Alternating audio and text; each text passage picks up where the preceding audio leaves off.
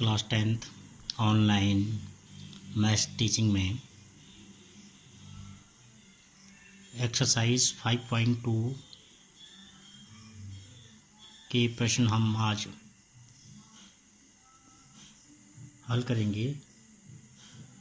यहाँ पर पहला प्रश्न है, निम्नलिखित सारणी में रिक्त स्थानों को भरिए जहाँ AP का प्रथम पद A, सर्वांतर D और nवां पद AN है। तो इस प्रश्नावली को हल करने से पहले हम समांतर श्रेणी का nवां पद ज्ञात करने का फॉर्मूला जानेंगे। तो यहाँ पर यदि किसी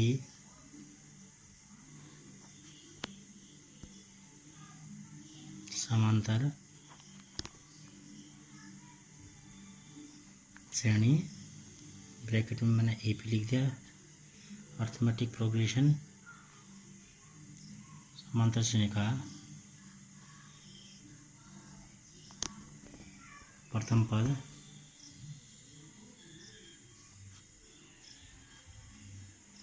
A है, सर्वांतर D हो तथा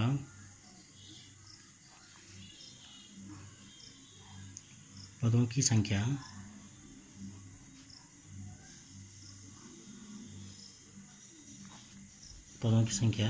अगर हमारे पास n हो तो समांतर श्रेणी का nवां पद पदों की संख्या n हो तब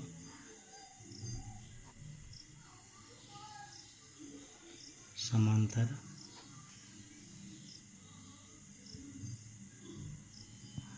श्रेणी का nवां पद इस प्रकार से ज्ञात करेंगे। इसका फॉर्मूला है AN इक्वल टू, या TN भी हो सकता है, A plus n-1 into D। यहाँ पर मैंने जो इसके पद हैं उनके बारे में बता लिया, A क्या चीज़ है, N क्या है और D क्या है। तो इस फॉर्मूला के द्वारा समांतर श्रेणी का हम nवां पद ज्ञात करेंगे। तो यहाँ पर आप प्रश्नावली के प्रश्न देखते हैं। इसमें पहला प्रश्न है, निम्नलिखित सारणी में रिक्त स्थान भरिए जहाँ AP का प्रथम पद A है, सर्वांतर D और nवां पद AN है। तो पहला क्वेश्चन है, हमारे पास इस सारणी का पहला का first A is equal to प्रथम पद 7, सर्वांतर D is equal to 3, n पदों की संख्या हमारे पास है 8। तो यहाँ पर हमने AN ये हमको ज्ञात करना है, क्वेश्चन मार्क लगा दिया है। तो हम जानते हैं कि जब समांतर श्रेणी का प्रथम पद दिया हो, सर्वांतर दिया हो, पदों की संख्या n दी हो, तो nवां पद का मान हम जो भी फॉर्मूला हमने ऊपर पढ़ा है उससे ज्ञात कर सकते हैं। तो हम जानते हैं AN is equal to A plus n-1 into D। तो हमने AN ज्ञात करना है, तो n बराबर 8 है, 8वां पद इसका ज्ञात होगा। तो A is equal to 7 plus n की जगह में हम रखेंगे 8 माइनस 1 इंटू D की जगह में multiply 3 is equal to 8 is equal to 7 plus 8 minus 1 7 into 3, 7 plus 7 3 जा 21। तो इसका जो nवां पद जो A8 होगा वो होगा 28। तो यहाँ पर इसका पहला पार्ट सॉल्व हो चुका है। इसी में सेकंड पार्ट में दिया है हमको सारणी में, सेकंड E इज इक्वल हमको दिया है -18 18। उसके बाद हमने यहाँ पर डी निकालना है। इस बार डी का मान हमने ज्ञात करना है। पदों की संख्या n हमको दिया है 10 और हमारे पास जो an है nवां पद जो है nवां पद हमारे पास 0 है। तो सारा कुछ हमको यहाँ पर दिया है। तो हम फिर फॉर्मूला अप्लाई करेंगे यहाँ पर। an is equal to a plus n minus 1 into D. आप यहाँ पर देखिएगा an हमको इसका मान दिया है इस समय, तो an की जगह हम 0 रख देंगे। यहाँ पर a की जगह हम रखेंगे -18 प्लस n हमारे पास 10 है, 10 minus 1 into D. 0 is equal to -18 plus 10 minus 1 होता है 9 डी। यहाँ पर पक्षांतर कर लेंगे, 18 को इधर लिखेंगे हम लेफ्ट हैंड साइड में, तो 0 प्लस इसका चिन्ह इधर माइनस हो इधर आके प्लस हो जाएगा इक्वल टू 9 डी। तो 18 में 0 जोड़कर 18 आएगा इक्वल टू 9 डी। तो 9 से 1 कटेगा तो डी इक्वल टू हमारे पास 2 यहाँ पर प्राप्त हो गया है। तो इस प्रकार से ये इसके 2 पार्ट हमने कर लिए हैं, बाकी 3 पार्ट यहाँ पर आपके लिए हैं। आप अगर कहीं पर कोई डाउट होता है तो आप संपर्क कर सकते हैं। इसके पश्चात क्वेश्चन नंबर 2 यहाँ पर हम सॉल्व करेंगे। निम्नलिखित में सही उत्तर चुनिए, उसका औचित्य दीजिए।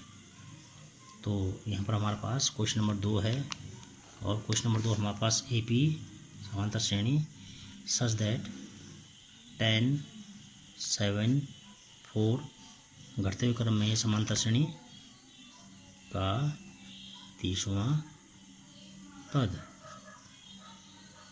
यहाँ पर ज्ञात करना है। तो यहाँ पर 4 ऑप्शन हमारे पास हैं। तो उन 4 ऑप्शन में से कौन सा ऑप्शन इसका होगा, तो यहाँ पर जो भी ऑप्शन होगा हम इस जो हमारे पास AP है, दी हुई AP है, इससे हम ज्ञात कर सकते हैं। तो हम जानते हैं प्रथम पद a इज इक्वल टू 10 सर्वांतर पहले भी हम बता चुके हैं कैसे ज्ञात करेंगे। जो बाद वाला पद होता है उससे ठीक पहले वाले पद को उससे माइनस कर लेते हैं। तो बाद वाला पद जैसे यहाँ पर पहला पद, दूसरा पद और तीसरा पद, तो अगर इन दोनों के बीच सर्वांतर ज्ञात करूँ तो इसमें से ये वाला माइनस होगा, इन दोनों के बीच ज्ञात करूँगा तो इसमें से ये वाला माइनस होगा। और इसी प्रकार आगे क्रम चलता रहता है। ठीक बाद वाले पद में से ठीक उससे पहला वाला पद माइनस कर लेते हैं। तो ये माइनस कर लिया हमने, तो 7 माइनस 10 आप जानते हैं -3 यहाँ पर आ जाएगा। तो डी यहाँ पर हो जाएगा। n पर 30वां पद हमने यहाँ पर ज्ञात करना है। तो n बराबर 30, पदों की संख्या यहाँ पर 30 ले लेंगे। तो हम जानते हैं an is equal to a plus n minus 1 into D. तो an a30 is equal to a हमारे पास है 10 प्लस n हमारे पास 30 माइनस 1 इंटू डी का मान हमारे पास है -3।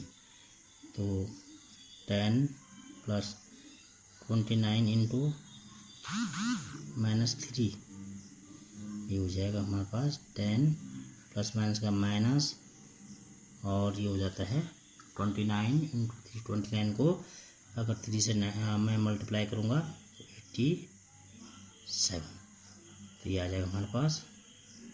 अब 87 में से -10 ये माइनस है, ये प्लस है, तो इनका जो परिणाम आएगा वो आएगा माइनस, घटाने के बाद 77। तो देखिएगा A30 का मान हमारे पास आ गया है -77। तो इन 4 ऑप्शन में से अब यहाँ पर जो सी वाला ऑप्शन होगा वो यहाँ पर सही होगा। तो और प्रश्न का औचित्य हमने इस प्रकार से दे लिया है कि क्यों 77 कैसा आएगा। तो ये क्वेश्चन आज हमने इसके क्वेश्चन किए हैं अभी इसमें काफ़ी क्वेश्चन और शेष हैं। आप इन क्वेश्चनों को रिवीजन करते रहिएगा। आज के लिए इतना ही, कल मिलते हैं एक नई एक्सरसाइज के साथ।